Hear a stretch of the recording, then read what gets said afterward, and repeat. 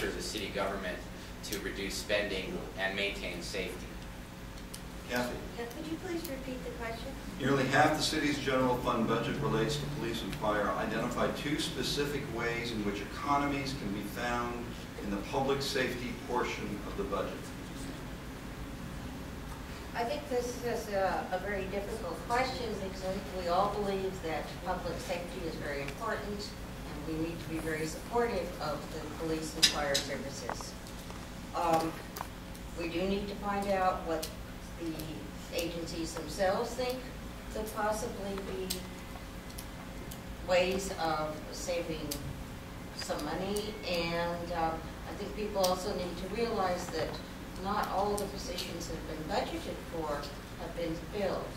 So I think it is very complicated and you can't really talk of economies of scale where our safety is concerned. Grant?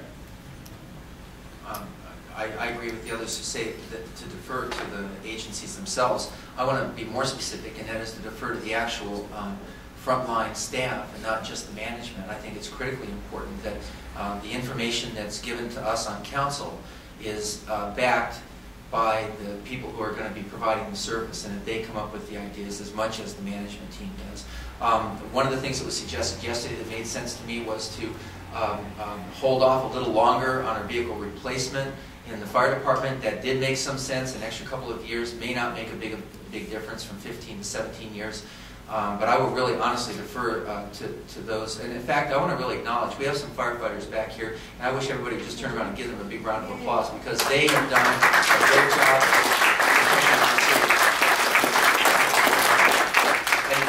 And even more than that, I want to say, you guys stepped up during the last round of budget hearings, and you provided us in City Council with a wonderful, a whole group of things that they thought that could be done responsibly to help us with the budget decisions that we had to make, and I really do appreciate that partnership. Frank? Well, obviously I got to defer, as others have said here, to what the people on the ground think is best. One area that the city has not taken advantage of is to, instead of eliminating posts, for instance, IT technicians, to civilianize them, as it were, so that it's not a badged officer or a fireman. That's the only thing I can think of that might work, and even that might not work. Diane? Well, I think public safety has already been cut. There's no fat left. So this is an important issue for the whole community. How do we stay safe?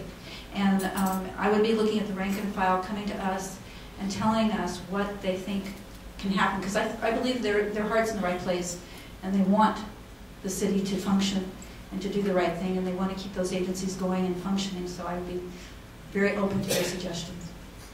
Bendy? The city has invested millions of dollars and lost millions of dollars to wildfire in these last few years.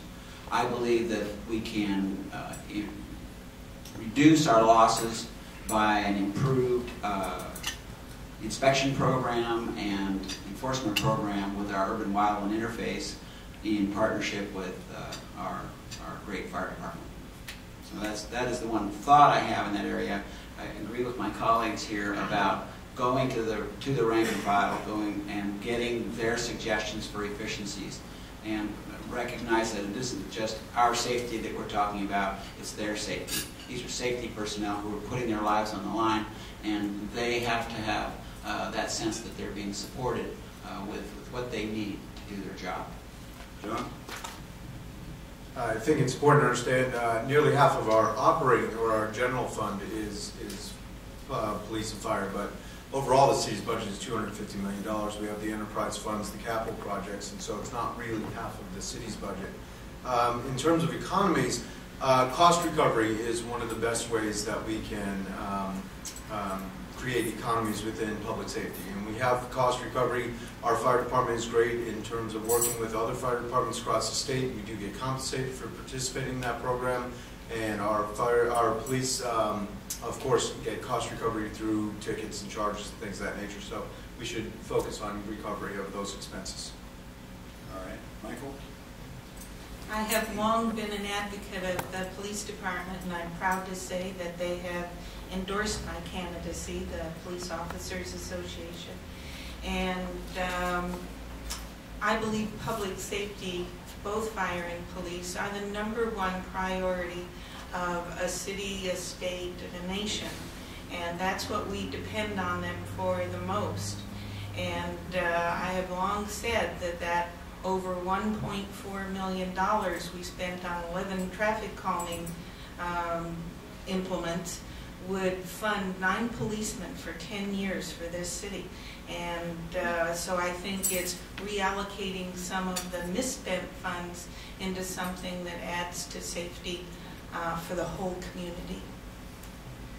We're going to finish up the prepared questions with one more yes or no. Public employee pensions. There's a widespread perception that public employee retirement obligations are unsustainable over the long term. Do you believe this is true? Yes or no?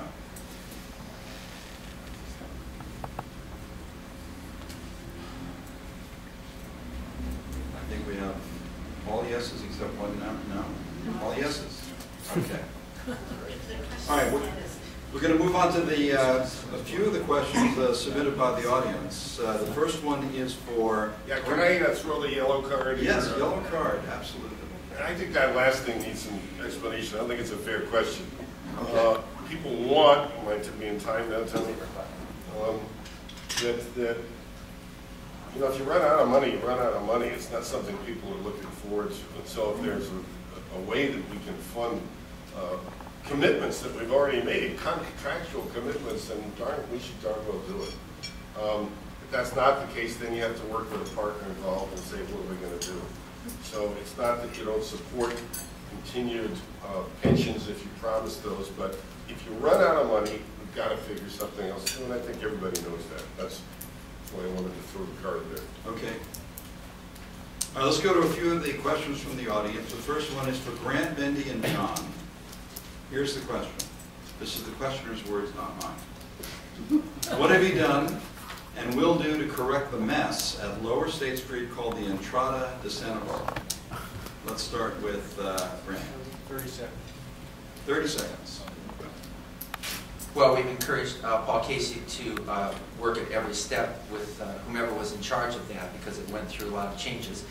It appears that and I know not everybody agrees, but it appears that the new proposal may have some merit and may actually be significantly better and more in proper scale for the city of Santa Barbara. So I'm hopeful that our making sure that we retain our end of the bargain so that we get the public commitment, the commitment they made to the public of $9 million of public improvements, that we're going to be able to get that in the end of the day and have a better project for it.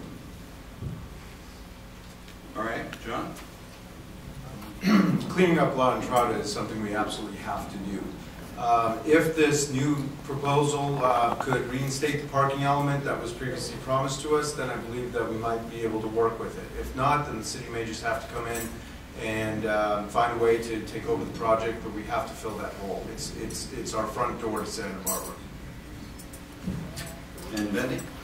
Well, I opposed the original Entrada project, and clearly the model was unsuccessful.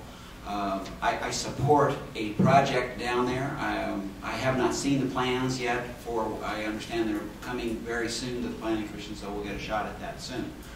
We need to have a project there. I also don't see the city of Santa Barbara doing a Bolshevik maneuver here either. It's obviously a problem throughout the region where we have, how many holes in the ground do we have?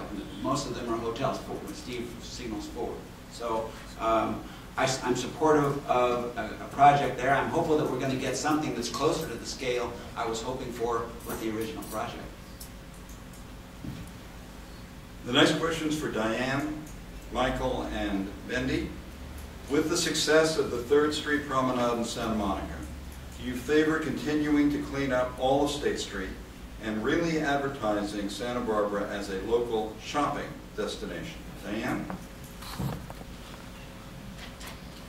Absolutely. Actually, I grew up in West Los Angeles and participated a lot in the promenade there, and I would love to see a lot of people walking that part of State Street and enjoying it and enjoying all that it has to offer. So I would be looking